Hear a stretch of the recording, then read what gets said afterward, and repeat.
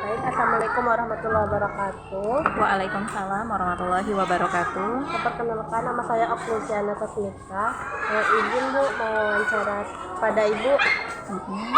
Langsung aja ke pertanyaannya ya Bu. Iya. Yang pertama itu, bagaimana pandangan Ibu tentang pentingnya memahami karakteristik siswa dalam pembelajaran matematika?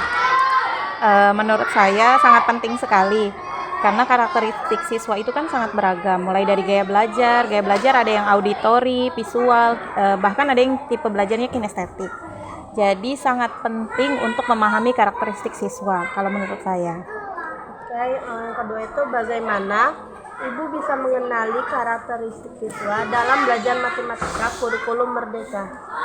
Cara saya mengenali karakteristik siswa dengan yang pertama kita perlu tahu dulu siswa kita itu seperti apa melalui asesmen diagnostik kognitif.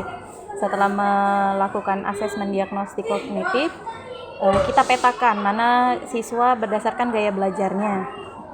Kemudian setelah memetakan siswa berdasarkan gaya belajar, kita pahami dulu kebutuhan siswa. Kebutuhannya itu seperti apa? Misalnya kalau yang auditori kan otomatis pasti dia lebih sering mendengar dibandingkan melihat. Oke, yang keempat ya Bu. Menurut Ibu, apa saja kebutuhan siswa yang perlu dikenali agar pembelajaran matematika lebih efektif? Kebutuhan yang perlu dikenali yang pertama dari segi gaya belajar, terus yang kedua tingkat kemampuan kognitifnya, yang ketiga kesukaan mereka dalam belajar itu, misalnya ada yang sukanya tipenya sambil bermain atau sambil berkompetisi. Yang kelima itu bagaimana Ibu merancang RPP, kalau sekarang kan modul kan Bu, Iya. dalam kurikulum merdeka?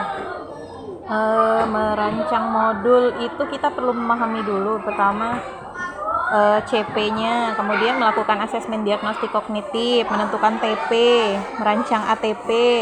Setelah merancang ATP baru kita ke modul ajar. Oke, yang keenam itu bagaimana Ibu dalam proses pembelajaran matematika yang interaktif dalam kurikulum merdeka? Proses pembelajaran interaktif dengan menerapkan pembelajaran yang menyesuaikan dengan kondisi siswa, misalnya model-model pembelajaran yang terbaru seperti model PBL dan lain-lain. Yang ketujuh itu bagaimana Ibu membuat proses pembelajaran matematika yang menarik dalam kurikulum merdeka? Cara membuat proses pembelajaran matematika yang menarik di kurikulum merdeka, mungkin lewat model pembelajaran PBL tadi sudah cukup menarik. Jadi kita membentuk siswa untuk memecahkan masalah secara berkelompok. Yang kedelapan itu bagaimana Ibu melaksanakan evaluasi setelah proses pembelajaran matematika dalam kurikulum merdeka? Untuk evaluasi proses pembelajaran itu dilakukan di akhir pembelajaran. Jadi biasanya tuh evaluasi penilaian harian. Oke, yang matematika yang pertama, bagaimana Ibu melakukan pembelajaran matematika dengan pendekatan mendidik dalam kurikulum merdeka? Pembelajaran matematika dengan pendekatan mendidik berarti kalau di sini pendekatan konstruktivistik. Jadi kita tuh membangun dulu sebelum kita belajar, ada persepsi namanya. Jadi kita membangun pengetahuan dulu dari siswa sejauh mana siswa paham sama materi yang akan dipelajari. Yang kedua itu bagaimana Ibu melakukan pembelajaran matematika dengan pendekatan yang menyenangkan dalam kurikulum merdeka? Kalau yang menyenangkan kita bisa dalam kegiatan diskusi. Di dalam kegiatan diskusinya ada kegiatan kayak kompetisi kayak gitu. Jadi setelah ada kompetisi mereka akan mendapatkan reward. Yang ketiga itu bagaimana Ibu meningkatkan motivasi siswa dalam pembelajaran matematika kurikulum merdeka? Untuk meningkatkan motivasi, pertama kita asesmen dulu. Setelah ada asesmen diagnostik, kemudian motivasinya kita berikan sesuai dengan kebutuhan siswa. Oke, yang keempat itu bagaimana Ibu meningkatkan keterlibatan siswa dalam pembelajaran matematika kurikulum merdeka? Cara meningkatkan keterlibatan siswa dalam proses pembelajaran matematika khususnya ya, kalau menurut saya yang biasa dilakukan di sini kayak sharing, kemudian diskusi itu kan sudah ada keterlibatan. Kemudian maju ke depan kelas untuk memberikan contoh sama teman-temannya. Yang kelima itu bagaimana ibu dalam membantu siswa memahami pembelajaran matematika dalam kurikulum merdeka.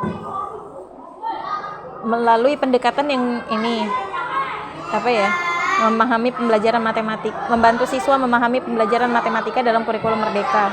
Kita menggunakan media pembelajaran yang konkret. Oke, yang selanjutnya itu bagaimana ibu agar meningkatkan keterampilan siswa dalam matematika berbasis proyek, seperti misalnya dalam materi pecahan dalam kurikulum merdeka. Keterampilan siswa berbasis proyek.